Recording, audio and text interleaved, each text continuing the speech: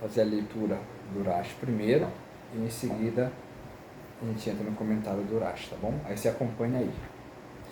No princípio Deus criou os céus e a terra.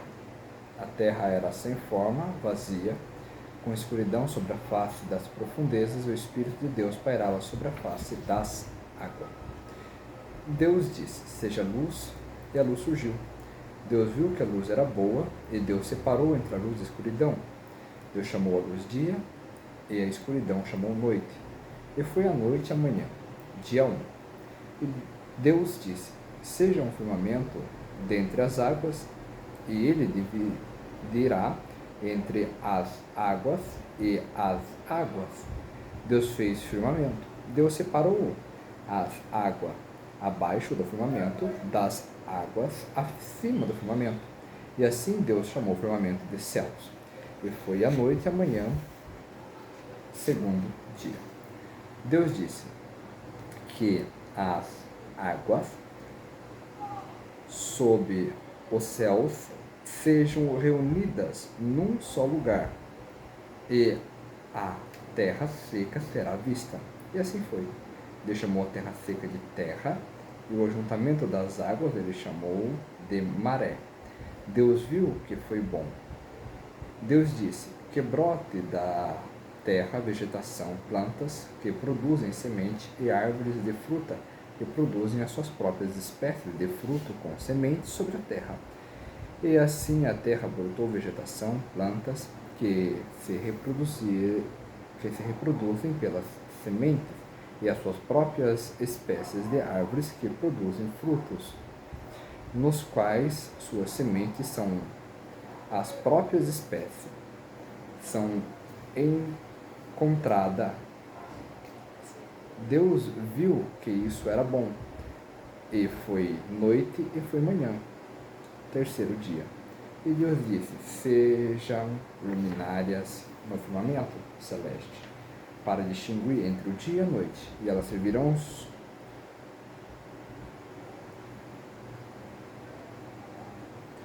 serão luminárias no firmamento celeste para brilharem sobre a terra. E assim foi.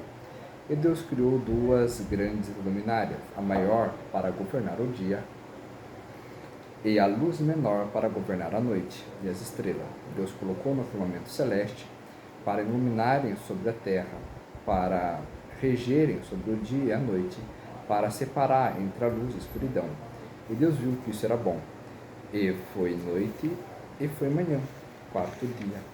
E Deus disse: a água fervilhará com população de criaturas vivas baixas, e pássaros voarão sobre a terra, atravessando o firmamento celeste. Deus criou os grandes monstros marinhos, todas as criaturas rastejantes, com as quais as águas fervilham, de acordo com a sua espécie, e todos os pássaros alados, de acordo com a sua espécie. E Deus viu que era bom. E Deus os abençoou, dizendo: sejais fértil, se frutifiquem, se multipliquem e encham as águas dos mares, e que os pássaros se multipliquem sobre a terra. E foi noite e foi manhã, quinto dia. E Deus disse: a terra produzirá criaturas vivas de acordo com a sua espécie. Gado, criaturas rastejantes, animais selvagens, terrestres, de acordo com a sua espécie. E assim foi. Deus fez os animais selvagens da terra de acordo com sua espécie, o gado de acordo com sua espécie, e todas as criaturas rastejantes no chão de acordo com a sua espécie. Deus viu que era bom. E Deus disse: façamos o homem à nossa imagem, como nós, e que domine os peixes do mar, os pássaros dos céus, os animais, toda a terra, e todas as criaturas rastejantes sobre a terra. E Deus criou o homem ao seu molde, o molde para criá-lo à imagem de Deus. E Deus criou macho e fêmea. Deus os abençoou. Deus lhe disse: sejais frutíferos, se multipliquem, encham a terra e a conquistem. Dominem o peixe do mar, os pássaros do céu e todos os animais que se movem sobre a terra. E Deus disse: eis que eu lhe dei toda a terra, que produz sementes na face da terra, E toda árvore que tem fruto com sementes será alimento para vocês, e para todo animal da terra, e todo pássaro do céu, e tudo que se move na terra, que tem nele alma viva, toda vegetação, toda planta será alimento. E assim foi. E Deus viu que ele fez, e eis que era muito bom. E foi noite e foi manhã, sexto dia. Os céus e a terra e todos os seus conglomerados foram completados. Deus completou o seu trabalho no sétimo dia, o que ele havia feito. Ele descansou no sétimo dia de todo o seu trabalho que ele havia feito. Deus abençoou o sétimo dia e o santificou, porque nesse dia Deus cessou o trabalho que tinha criado para ser feito. Bem, essa é a leitura do primeiro dia. A primeira coisa que a gente repara é que algumas expressões elas perdem o significado no português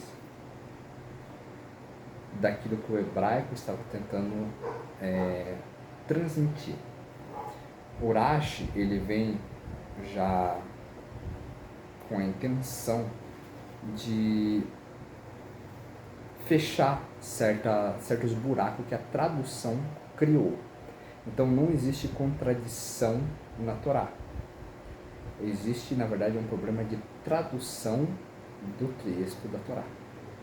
Tá? Então o Urashi ele vem agora começando a mostrar para nós um pouquinho sobre isso e também expandindo o nosso conhecimento, não só do hebraico, do verdadeiro sentido da palavra, mas também daquilo que o texto está escondendo como um fator meio que secundário, tá bom? Como que eu vou dizer isso? Como o texto ele tem uma intenção a mostrar, mas ele não escreveu. Ele deixou ali uma intenção clara, tá bom? Eu vou começar pelo primeiro verso e depois eu vou perguntar aí para você, tá bom? Primeiro verso. Rabi Yitzhak, que é o Urashi, ele diz o seguinte: não seria adequado iniciar a Torá, a não ser a partir do versículo: esse mês será para vocês o primeiro dos meses, que é o primeiro preceito cuja a ordem os judeus receberam. Isso vai estar no capítulo, isso vai estar em capítulo 12, do versículo 2 de Shemot, de Êxodo. Considerando que o principal objetivo da Torá é a transmissão dos mandamentos, então por que razão a Torá inicia com no princípio, conforme revela o versículo: a força das tuas obras ele contou para o seu povo, a fim de dar a herança das nações. Tehillim, Salmos 111, versículo 6. Se as nações do mundo disserem ao povo de Israel: vocês são ladrões, pois conquistaram a terra dos 7 povos de Canaã, os judeus, os Yehudim, lhe responderão: a terra inteira pertence a Deus. Ele a criou e é por isso que precisamos aprender a história da criação. E deu a quem ele considerou adequado dar. Foi por sua vontade que ele deu para eles no início, e quando assim desejou, tirou deles e deu a nós. No princípio criou. Urashi diz, em hebraico, Bereshit bara, tá bom? Esse versículo carece de uma interpretação especial, como nossos mestres de abençoada memória ensinam. As cartas de Rabi Akiva, a letra Bet, Bereshit bara, capítulo 1, versículo 6, Bereshit Rabá, ou Midrash, capítulo 1, versículo 6, e o Vaikra Rabá, capítulo 36, versículo 4. Deus criou o mundo para a Torá, que é chamada de o começo de seu caminho. Isso a gente vai ver também no livro de Mishlei, capítulo 8, versículo 22. E para Israel, que é chamado de começo de seus grãos. Já isso a gente vamos ver no livro de Yirmiyahu, que é o livro de Jeremias, capítulo 2, versículo 3. Contudo, de acordo com o seu significado simples, leríamos da seguinte forma: no começo da criação dos céus e da terra, a terra estava sem forma e vazia, com escuridão sobre a face das profundezas. E Deus disse: haja luz. A Escritura não pretende ensinar a sequência da criação, ou dizer quais coisas surgiram antes, pois se fosse para ensinar isso, deveria ter utilizado o texto. Primeiramente, Barishonan, ele criou os céus e a terra, já que o termo Reshit nas escrituras é usado quando está ligado à próxima palavra, segundo consta nos tipos de construção gramatical dos versículos seguintes. No início, Bereshit, do reinado de Jehoiaquim, isso vai estar escrito em Jeremias capítulo 27, verso 1. O princípio do Reshit do reinado, isso a gente também vai ver em Bereshit mesmo, né, em Gênesis mesmo, capítulo 10, versículo 10. O início, o Reshit dos seus grãos. A gente vamos ver isso em Devarim, Deuteronômios, capítulo 18, verso 4. Aqui também se utiliza Bereshit bara Elohim como Bereshit berou no início da criação. A construção semelhante também se encontra no seguinte versículo: no início da fala do Senhor a Rocheia. Isso vai estar em livro de Rocheia, né? Livro de Oséias, capítulo 1, versículo 2. Ou seja, no início da fala de Deus a Rocheia, disse o Senhor a Rocheia, e assim por diante. Se interpretarmos que o versículo pretende ensinar o céu e a terra foram criados primeiro, e o seu significado é no início de tudo, ele os criou, alegando que há versículos em que a linguagem é abreviada e se omite uma palavra, como em porque ele não fechou as portas do meu ventre. Isso vai estar em Iov, né? Jó, capítulo 3, versículo 9. Sem explicar quem fechou o ventre. É como em carregará sozinho as riquezas de Damasco. Isso vai estar em Isaías, capítulo 8, versículo 4. Mas não menciona quem vai fazê-lo. E como como em lavrará com touros. Isso vai estar em Amós, né? Capítulo 6, versículo 12. E não explica se um homem vai lavrar com um touro. É como em dizer o fim desde o começo. Isso a gente vamos encontrar escrito no livro de Isaías, capítulo 46, versículo 10, ou seja, Isaías. E não explica desde o começo até o final. O que? Sendo assim, supondo que as Escrituras indiquem a ordem da criação, seremos surpreendidos com a revelação de que as águas vieram primeiro, como está escrito, e o Espírito de Deus pairava sobre a face das águas, enquanto ainda as Escrituras nem havia revelado quando a criação da água ocorrera. Disso decorre que as águas antecedem a terra, além do que os céus foram criados a partir do fogo e da água. Assim, necessariamente, temos que admitir que essas escrituras não se destinam a ensinar a respeito da sequência do que foi anterior ou posterior nos atos da criação. Deus criou. O versículo, o nome de Deus utilizado pelo Criador, não é o tetragrama, o Yud, Rei, Vav, Rei, o Todo-Poderoso, e sim o nome Elohim. Deus, pois no início era a sua intenção criar um mundo com o atributo de justiça, mas ele percebeu que o mundo não iria suportar esse nível, e assim ele fez preceder o atributo de misericórdia, combinando com o da justiça. E essa é a razão pela qual está escrito mais adiante: no dia em que Hashem Elohim O dia que o Yud-Rei Vav-Rei, junto com o nome de Elohim, o Todo-Poderoso, revelando-se via o atributo de misericórdia, Deus, revelando-se via o atributo de justiça, fez os céus e a terra. Isso nós vamos encontrar mais para frente no capítulo 2, versículo 4.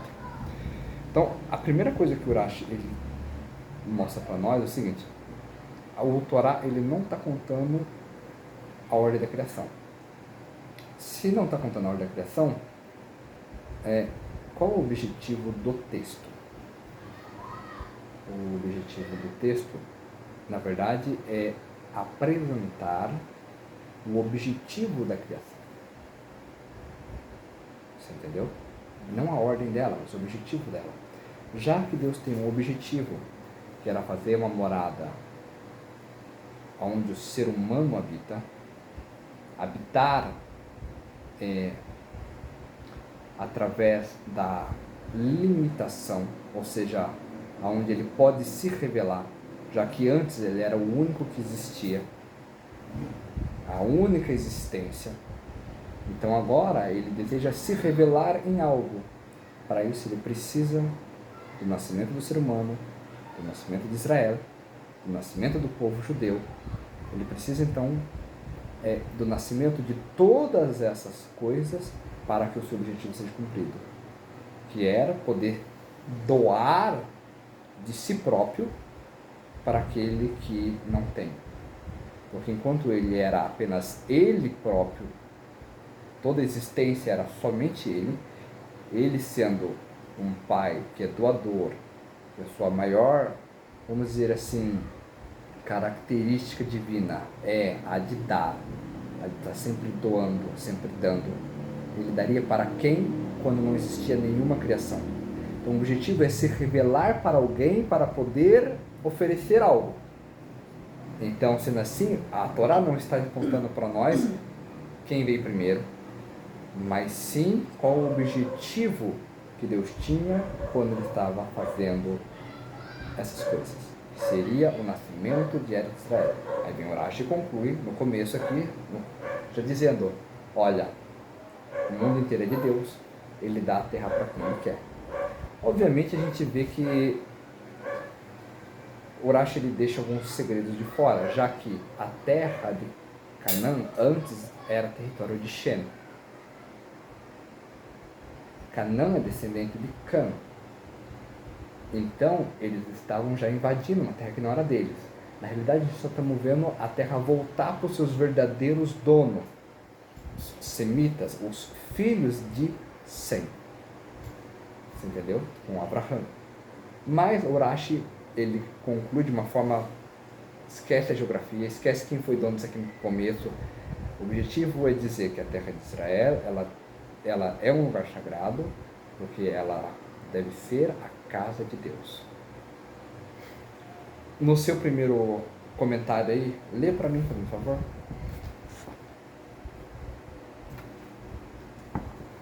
O comentário do versículo 1. No princípio, os primeiros capítulos do Gênesis narram os primórdios da criação, por serem muito profundos. É difícil compreender todo o seu conteúdo sem um conhecimento prévio dos ensinamentos da Torá, conforme foram revelados no Talmud e na Kabbalah. Esse é o primeiro versículo? É só esse? Não, continua o primeiro versículo. No princípio, Bereshit, por causa de Reshit, o Talmud proclama que o universo não teria sido criado se não fosse pelo mundo espiritual, pela palavra divina, pela Torá, chamada Reshit, princípio de tudo. Pesachim, 68b. Tratado do Talmud.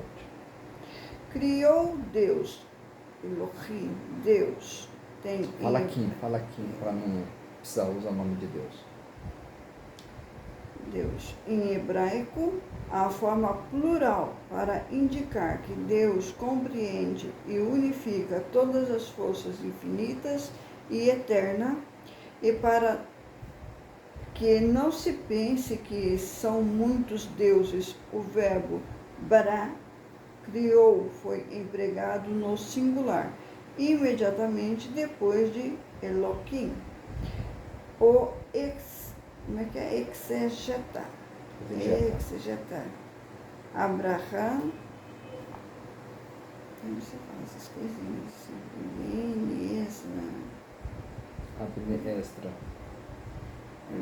Extra. 10, 8, 9, 11, 64. Argumenta que Não é 10, 8, 9. 1089? Isso. A 1164? Isso. Argumenta que esta palavra não é nada além de um plural majestático concebido pelo homem devido às múltiplas e ilimitadas manifestações de Deus. E os céus e a terra, no primeiro versículo do Gênesis, vemos a intenção evidente de dar ao homem consciência de que tudo se deve à criação divina. Os mitos antigos atribuem a existência do mundo ao resultado das lutas dos múltiplos deuses, ou como nascidos da casualidade e do capricho. Porém, a Torá quer nos mostrar o universo como expressão da vontade divina. Na linguagem da Kabbalah,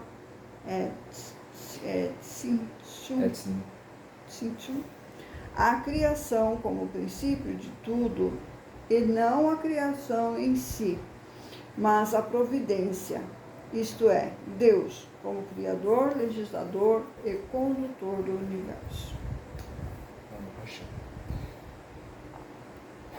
A palavra Elohim, a terminologia final dela, que está em Rim,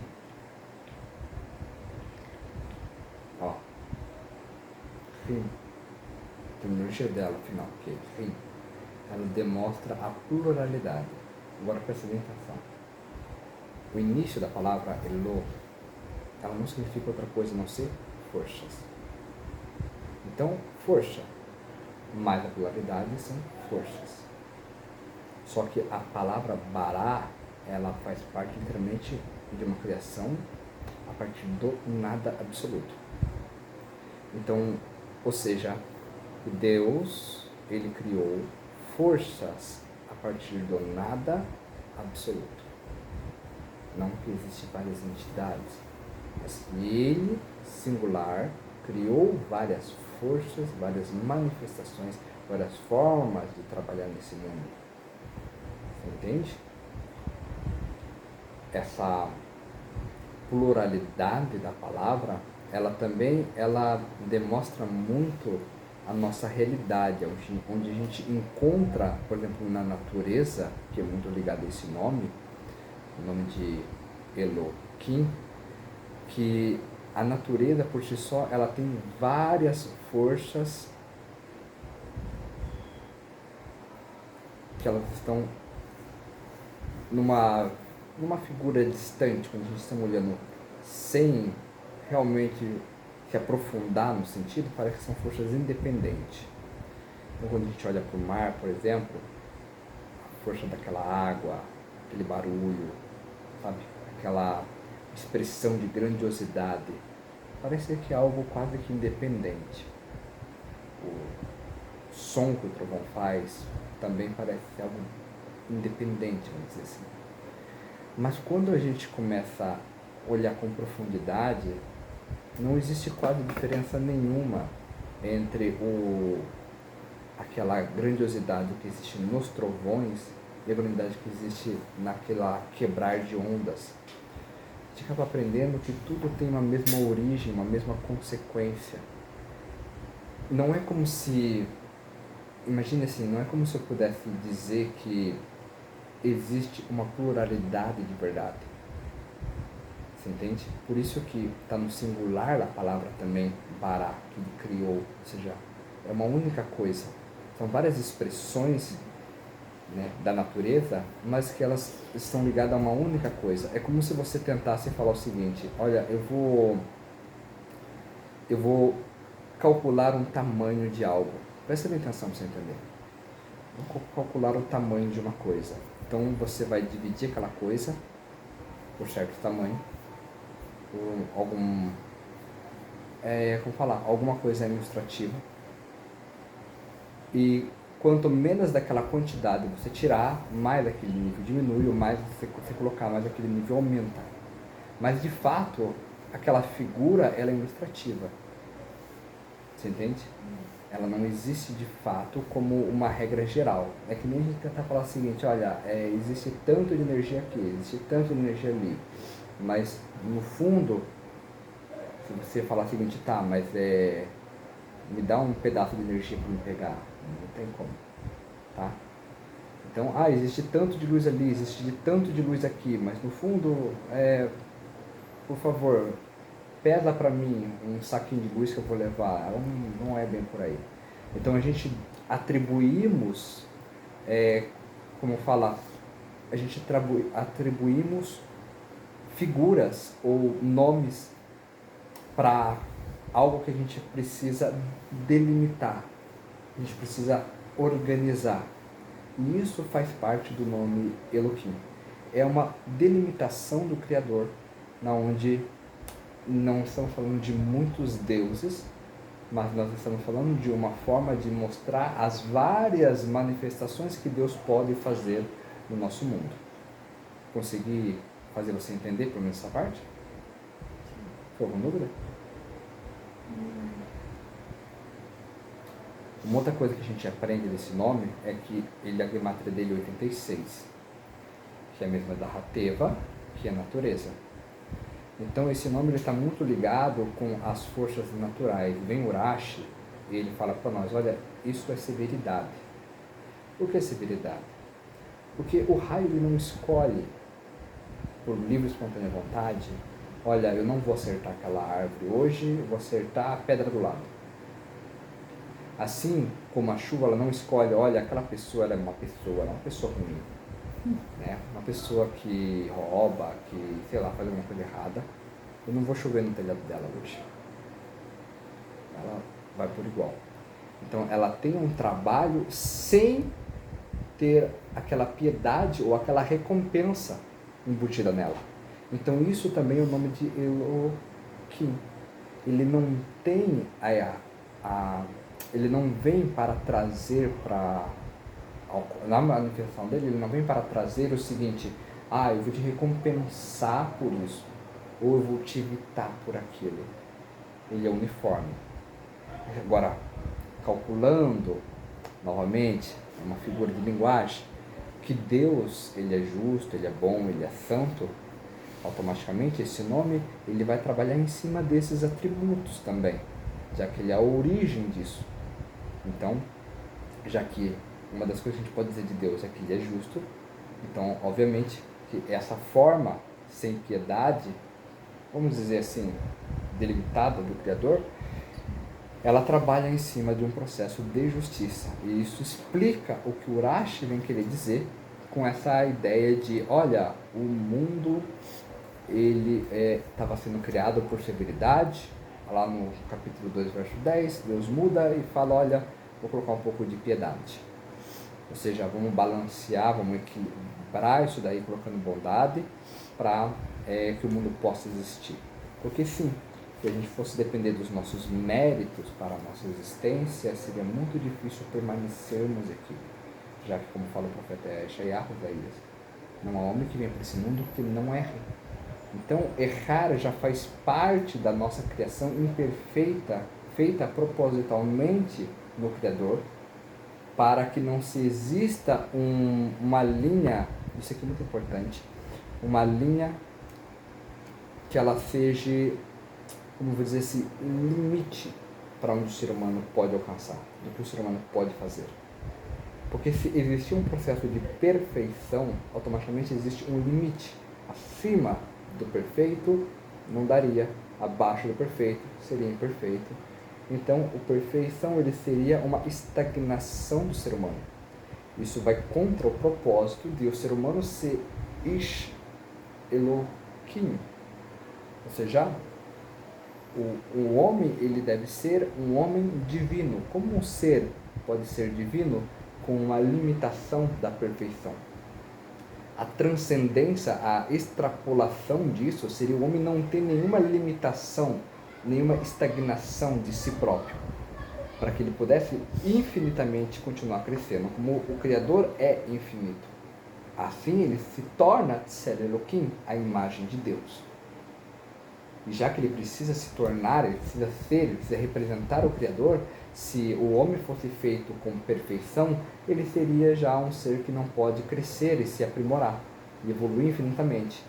Sendo assim, o homem foi feito propositalmente para ser imperfeito, não para alcançar a perfeição, mas para alcançar algo que está além da compreensão de uma perfeição, já que é uma união com o infinito, que é o Criador. Né? Agora que já consigo trazer um pouco sobre a ideia do nome de Deus, do princípio da singularidade, que é o Criador em si mesmo, e a unicidade, que é o Bará, eu acho que falta explicar um pouco do que o Talmud disse aí sobre as letras. Eu vou pegar um texto. Pode falar. Alguém perguntou assim, Deus é finito ou infinito? Daí uns respondeu, Deus é infinito. Outros disse, Deus é finito. E o outro respondeu, é os dois. Olha, por causa, ele quis dizer, né, que o homem, ele limita a Shekhinah, né? Ele limita a presença dele. Pro homem, ele limita. O Deus, ele cria a limitação. Ele está em todo lugar, Isso. mas ele cria uma limitação para a presença dele. Para a revelação dele. Exatamente. Então, Deus em si, ele é infinito, mas ele... Eu já falei, não, é infinito. Aí o outro falou, não é nem infinito, ele é os dois. Ele cria os tzimtzum, né? Os tzimtzumim são as limitações para a revelação dele.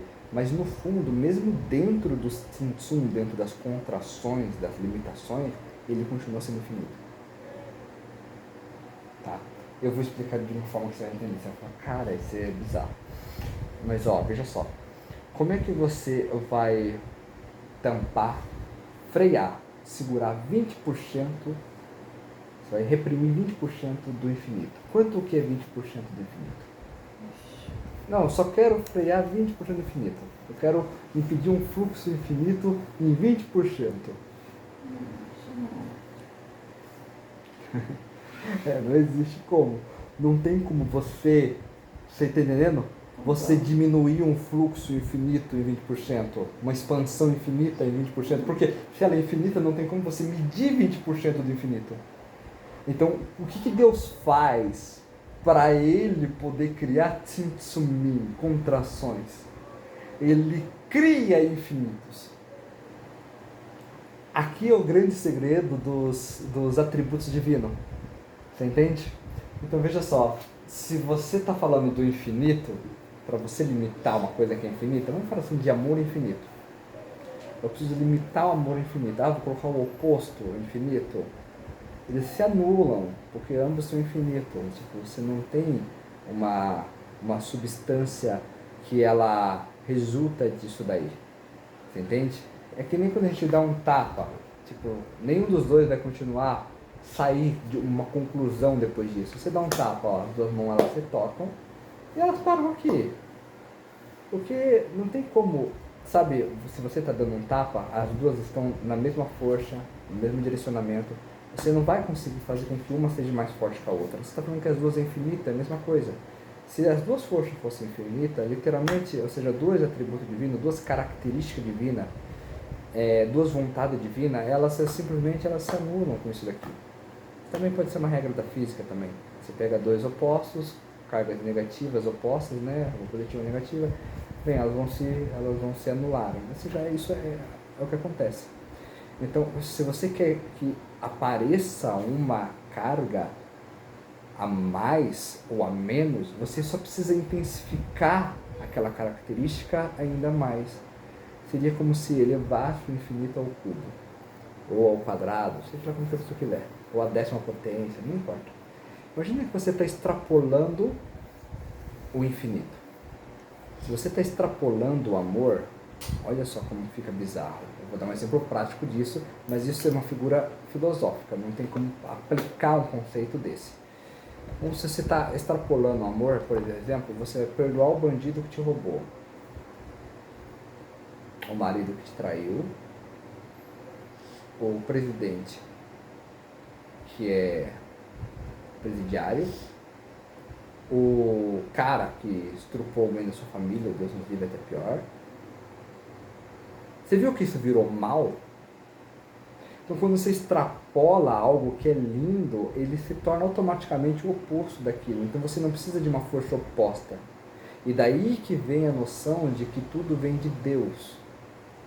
E Ele age com nós, Ele trabalha com nós de acordo com aquilo que nós oferece para Ele. Medida que nos dá, medida que nos mede, medida que nos é medido. Então, seja de acordo com o que você lança no universo, que é Deus, Ele vai responder com intensidade mais forte ou mais fraca daquilo que você precisa. E isso é a contração chamada Tsimtsum. Ou seja, Deus ele não se tornou finito. Ele só criou uma nova visão daquele infinito. Ele só extrapolou aquele infinito de uma certa potência de que ele perde o seu brilho natural. Então vamos supor que nós estamos falando de claridade. Se a claridade ela aumentar demais, chega um ponto que o nosso olho começa a escurecer a visão. Isso está nos prejudicando já. Então isso são os Tsimtsum. Ao Deus ele se revelar com atributos, com desejos diferentes, ele cria então que nós não conseguimos compreendê-lo. Isso faz parecer para nós que Deus de fato não existe, quando de fato ele está guiando nós, o mundo, como uma marionete controlada pelo marionetista, pelo mestre das marionetes. Mas voltando para o que o Talmud falou, no Sefer Yetzirah traz assim, um comentário do Sefer Yetzirah traz assim, 22 letras fundações. No sentido mais simples, as letras são chamadas fundações, porque foi através das letras do alfabeto hebraico que o universo foi criado. Por conseguinte, o próprio Sefer Yetzirah diz das letras. Com elas ele descreveu tudo o que foi formado e tudo o que será alguma vez formado. Isso é Sefer Yetzirah, capítulo 2, verso 2. Isso é também aludido no que o Talmud diz do construtor do tabernáculo, Betzalel. Tem muito a se falar sobre esse homem. Saiba como permutar as letras, permutar as letras com as quais foram feitas os céus e a terra. Em cada ato da criação, a Torá reporta que Deus disse, assim Deus disse, haja luz, e Deus disse, haja firmamento, os decretos mediante os quais Deus trouxe a criação a ser consistiram em ditos. Esse, por sua vez, consiste em palavras, e estas eram compostas por letras. Portanto, foi através das letras do alfabeto, na verdade não o alfabeto, né? Alfa de grego e beta de grego, mas Aleph, Beit do hebraico, que o universo foi criado. As letras da criação só foram responsáveis pelo começo do mundo. As letras da criação não só foram responsáveis pelo começo do mundo, como também sustentam-no constantemente. Assim está escrito, por todo o sempre, ó Deus, tua palavra permanece nos céus. Isso é o Tehillim 119, Salmo 119, versículo 89. As mesmas palavras e letras com as quais o universo foi criado. São também as letras que constantemente o sustentam. Se essas letras e palavras forem retiradas por um instante sequer, o universo deixa de existir. E isso aqui muda muita coisa. Porque quando uma pessoa, por exemplo, ela pergunta, olha, o sol nasce todo dia, mas existe como o sol não nascer amanhã? Está tão embutido em nós que o sol vai nascer amanhã, que a gente não questiona se ele pode não nascer amanhã. A gente já tem uma certeza disso. Só que o mesmo Criador que colocou o sol lá para nascer todos os dias, é o mesmo Criador que pronunciou cada questão, cada detalhe da criação, para que ela funcione constantemente. Por isso também tem um salmo que fala, o mundo foi firmemente estabelecido de forma que ele não possa ser abalado. Ou seja, e daqui a gente tira duas coisas. A palavra de Deus ela é eterna e imutável. E se alguém fala que a palavra de Deus ela pode mudar, ou que a Torá pode ser mudada no futuro, seria o mesmo que dizer que toda a criação seria desconstruída completamente. Então a criação ela depende literalmente dos ditos que foram pronunciados pelo Criador e que formam também a base da Torá. Sendo assim, tanto o sol vai nascer amanhã como nasceu hoje, como também a mesma lei que Deus deu há 3.200 anos no Monte Sinai, ela é válida hoje, mesmo que os tempos já sejam outros. Ela não envelhece, ela não sai de moda, ela não vai perder o seu potencial, o seu significado, ou até mesmo como que eu digo isso? Ou ela não vai perder a sua verdade intrínseca daquilo que ela veio transmitir e daquilo que nós conseguimos receber através dela. Então, as palavras de Deus, elas são eternas dessa forma. A gente também entende que se uma pessoa diz, olha, Deus mudou de plano, de ideia, a gente vai explicar algumas vezes, porque tem gente que se confunde e pensa que realmente Deus muda de ideia, isso não existe, não, é impossível. Seria o mesmo que dizer que o mundo todo agora vai voltar ao nada absoluto. Então, enquanto o mundo for mundo, bem, a Torá vai continuar sendo a Torá. O Sefer Tzirah, comentário do Sefer Tzirah, pelo Rabi Ari Kaplan, continua dizendo o seguinte: então, se soubermos como manipular corretamente as letras, podemos manipular também as forças mais elementares da criação. Os métodos para fazê-lo constituem nos principais temas do Sefer Tzirah. Em hebraico, letras fundação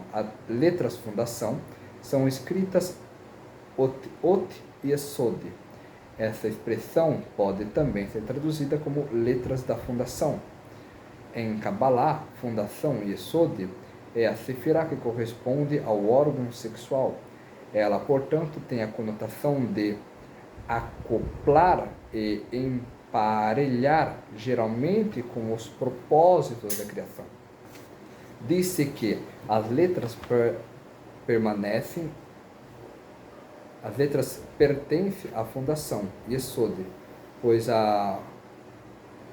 é unicamente através das letras que a sabedoria e o entendimento pode vir a aproximar-se e acoplar-se. Como foi dito, a sabedoria é pensamento puro não verbal.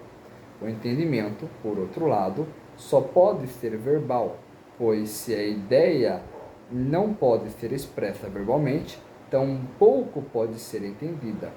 O único vínculo entre a sabedoria não verbal e o entendimento verbal consiste nas letras do alfabeto. Isso também é evidente nos ensinamentos talmúdicos mencionados anteriormente.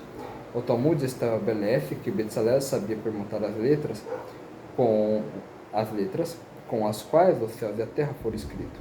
Isso deriva do versículo em que Deus diz sobre Betzalel: eu encherei com o meu espírito, com o espírito de Deus, com sabedoria e com o entendimento e com o conhecimento. Shemot 31, verso 3. Êxodo 31, verso 3. Vemos então que a capacidade de manipular as letras da criação depende da sabedoria, do entendimento e do conhecimento. Chokhmah binah da'at. Quer alguma coisa? Não é uma coisa. Tem conotação de união, intercurso no versículo. Adão conheceu a sua mulher, Havá. Isso está em Bereshit capítulo 4, Gênesis capítulo 4, versículo 1. O conheceu, de conhecimento, da ate, representa a fundação entre a sabedoria e o entendimento. É nesse mesmo contexto que o Sefer Tzirá fala de letras das fundações. No sentido mais amplo, as letras servem para emparelhar e conectar entre si todas as sefirot. Isso é particularmente verdadeiro na árvore da vida. Bem, aqui a gente começa a entender por que fala que o homem foi criado à imagem divina. Porque o homem é o único ser que tem entendimento, conhecimento, sabedoria e é falante. Em qualquer outro ser criado não tem essa construção. Às vezes, por exemplo, você tem um ser que pode repetir as palavras, então ele é falante, mas ele não consegue compreender os seus significados. Ele não tem biná. Alguns conseguem decorar uma palavra ao ponto de entender que comida é a hora que vai ter ração para ele. Ele fez ele tem uma, até esqueci o nome dessa palavra, tipo uma similaridade de que aquela palavra, ele conectou aquela palavra com a hora de comer, ele até tem um certo entendimento, mas ele não é capaz de ter realmente, como que eu digo isso, de ser realmente um falante, de realmente ter aquela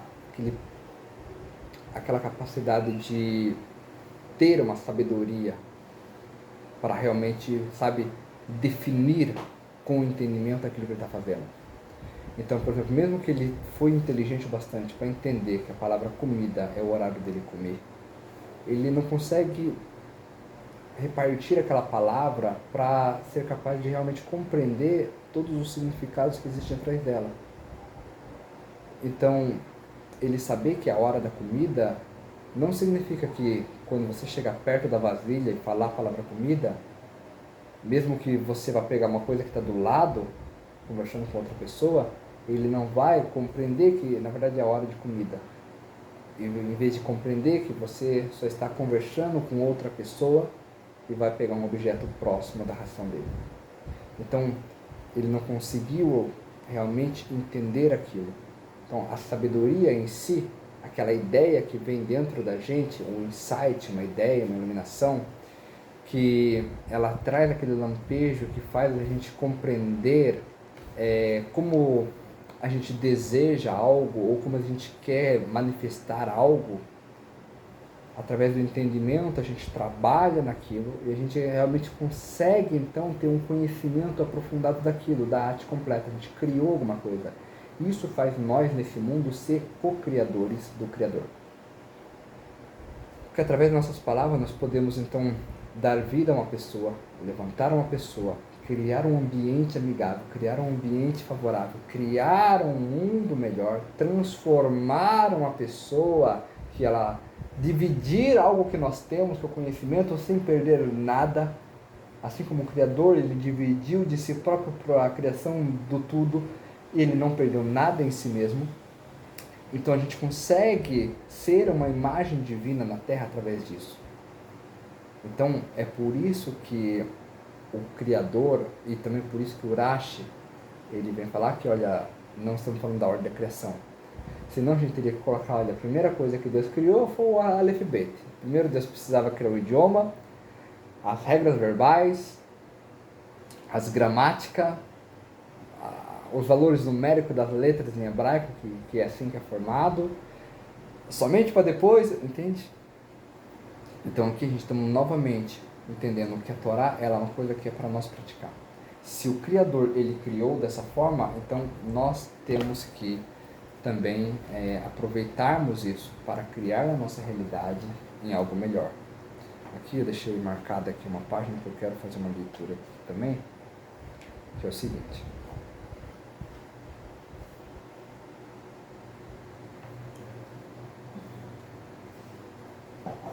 é assim, ó.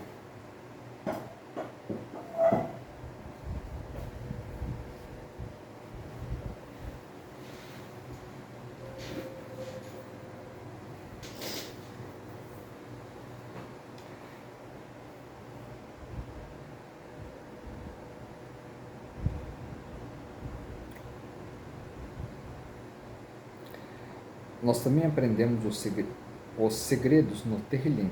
A voz do Criador está sobre as águas.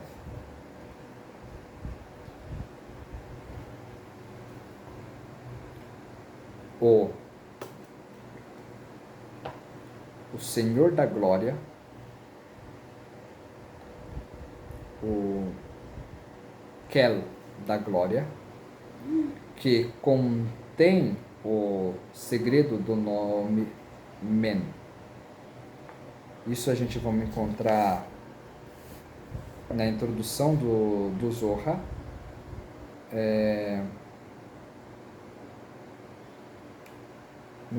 e também no Salmo 29. Diz assim, ó: as letras hebraicas, os instrumentos da criação, são fios genéticos do DNA cósmico. As letras transcendem a geografia, a raça, o próprio conceito da linguagem.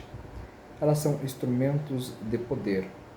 Esta verdade é encontrada dentro da palavra hebraica ot, que se traduz para letra, mas cujo significado pode ser compreendido com pulso ou vibração, indicando um fluxo de energia que pulsa e vibra. Em virtude das suas formas, som, sequência, as letras hebraicas irradiam uma ampla gama de forças espirituais.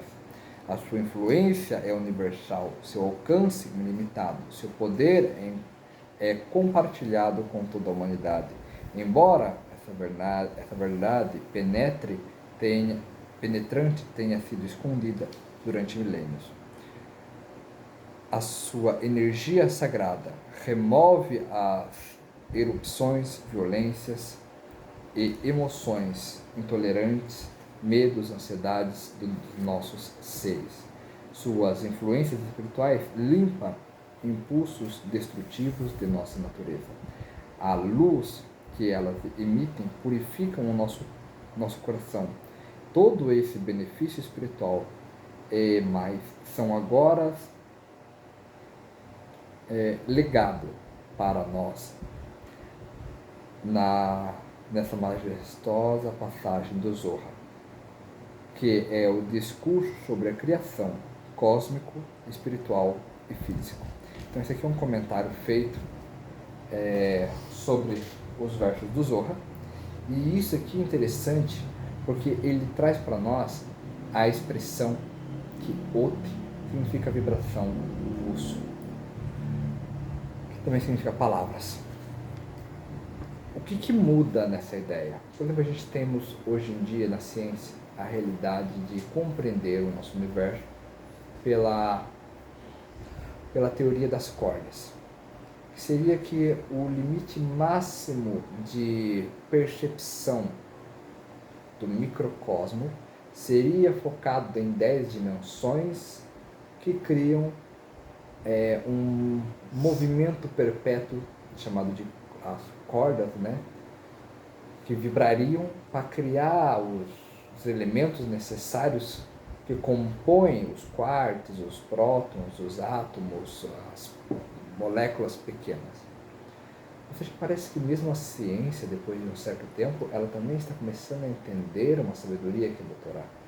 Que na verdade tudo faz parte do som, entre aspas, metaforicamente dizendo, que o Criador fez quando pronunciou isso. E da mesma forma que, como se essa vibração ela desaparecesse, a nossa realidade apagaria, já que as cordas que estão mantendo todo isso funcionando, a vibração desses microfilamentos, que estaria, não que são filamentos de alguma coisa, Não que energia é uma coisa que a gente possa pegar, somar e contar também, mas que esse fluxo que existe, esse movimento que existe, que cria todas as coisas, a gente atribui então logicamente a esses ot, a essas letras que compõem toda a realidade. Então, uma das coisas que a gente pega aqui, que eu queria trazer e deixar essa brincadeira aqui, é o seguinte: o Matrix estava certo. A nossa realidade hoje, a realidade hoje nossa, é que o nosso mundo ele é formado não por códigos de computador, mas ele é formado por letras. E é por isso que nós temos a prática, por exemplo, da tefilá, da oração. Porque quando nós falamos com Deus, nós estamos manifestando, não porque Deus não sabe o que nós precisamos, não porque Deus não conhece o que nós desejamos, não porque, entre aspas aí, quando a gente falamos, quando a gente pronunciamos, quando a gente colocamos em palavra, contextualizamos, colocamos isso no universo, nós estamos usando a linguagem que o universo conhece, que são das palavras, principalmente se elas estiverem no hebraico. E através disso nós estamos mudando a nossa realidade. Só que a principal realidade que a gente muda numa tefilá é nós mesmos. Porque geralmente somos nós que estamos em desarmonia com Deus. Querendo dizer, com o universo. Então a gente não reza para que Deus possa fazer por nós. Nós reza para reconhecer o quanto nós desviamos do caminho. Quando nós conseguimos reconhecer que nós é falho, que nós erramos mesmo, mas que a gente deseja ser melhor, que a gente deseja mudar, que a gente deseja transcender, que deseja fazer melhor amanhã, e a gente coloca empenho em fazer isso melhor, isso é Deus mudando a nossa realidade. Através de nós enxergar a divindade em nós mesmos. Porque já que tudo é um pronunciamento de Deus, nós também somos um pronunciamento de Deus. E já que todo pronunciamento foi feito pela vontade de Deus, quer dizer que nós somos a própria vontade de Deus manifestando o livre-arbítrio. E já que toda a vontade de Deus e suas manifestações depende e é nutrida justamente por Ele, isso também significa que nós somos feitos de Deus. E quando nós conseguimos entender que nós todos somos feitos de Deus, nós não precisamos procurar Deus nos céus, porque Ele não está lá. Não precisa procurar Deus na terra, porque Ele não está aqui.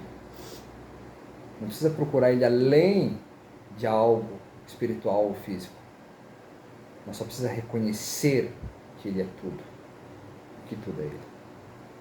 E aqui a gente começa a entender por que as nossas práticas, tradições, costumes, os nossos rituais são tão importantes. Porque a gente não estamos tentando transformar o mundo, porque eu vou rezar e Deus vai ser obrigado a fazer por mim. Não, porque eu vou rezar e eu vou conseguir transformar a mim. E se eu conseguir transformar a mim, automaticamente eu transformei o mundo inteiro. Porque eu sou feito do mesmo material que o mundo inteiro é feito. E se a minha vontade de expressar o divino iluminar o meu ser interno, ele consegue iluminar os seres que estão à minha volta. Como um efeito de cadeia. No comentário do Javier de Kaplan, ele traz aqui novamente o princípio que o Urashi trouxe, né?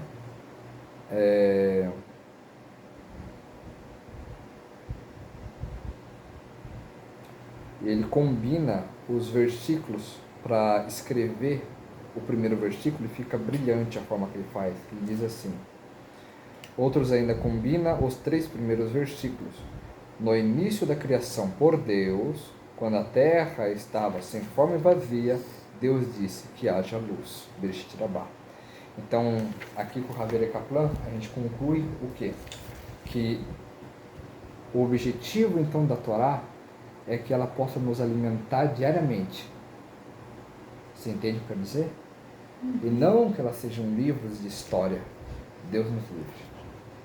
Eu vou finalizar hoje lendo um trechinho do que o Rebbe disse, e daí a gente pode começar outro dia com Ishhamudot.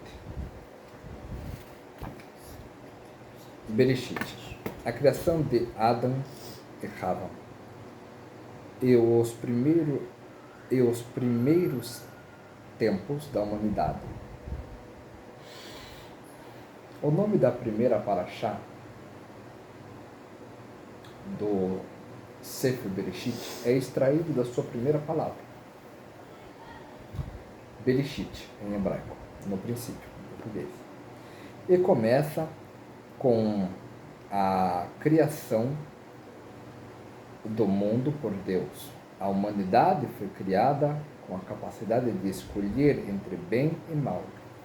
Mas os primeiros seres humanos, Adão, Chava, utilizaram indevidamente esse dom, levando a um caminho de crescimento, de degeneração moral.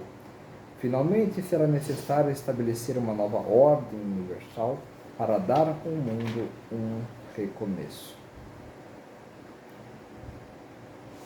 No verso 1:1, a Torá começa com o relato de como Deus criou o mundo em 6 dias. O propósito da criação. O versículo diz: no princípio, Deus criou os céus e a terra. O Midrash nos ensina que Deus criou o mundo como um reino inferior. Isso é um reino inicialmente desprovido de consciência divina, e inclusive oposto a esta, com a intenção de que a humanidade preenche o mundo com tal consciência e ferramenta que Deus deu à humanidade para que fosse capaz de conseguir essa proeza. É a Torá. Portanto, o drama da criação envolve 3 elementos: o mundo, a raça humana, a Torá, que servem respectivamente como cenário, autores e roteiro. Deus conferiu à humanidade o livre-arbítrio para ter a opção de ignorar a ele e a sua intenção em relação ao mundo, e foi exatamente o que as primeiras gerações fizeram para manter a sua decisão de garantir liberdade de escolha. Deus se viu forçado, por assim dizer, a retirar sua revelação do mundo, ocultando-se mais e mais por trás da fachada da natureza. Em resposta à escolha da maioria da humanidade, que optou por ignorá-lo, Deus implementou o seu plano de contingência, selecionou uma nova família, que continuou mantendo a ideia original da consciência divina e a converteu em uma nação, o povo judeu, a quem ele confiou a missão de cumprir o seu propósito original da criação. O povo judeu servirá tanto de inspiração e exemplo para o resto da humanidade, como para encorajá-la a cumprir o seu plano de transformar o mundo em seu lar. O Sefer Bereshit, o livro de Bereshit, o livro de Gênesis, é a crônica sobre a criação do povo judeu. Se tornou necessário e como isso ocorreu. Isso foi retirado do Likkutei Shihot, volume 5, página 1 ao 15, volume 10, página 3 e 6, e Yom Tov Shem Rosh Hashanah, 5.666, 1:9. Bem, a gente continua então com o Ishhamudot da próxima vez, tá bem?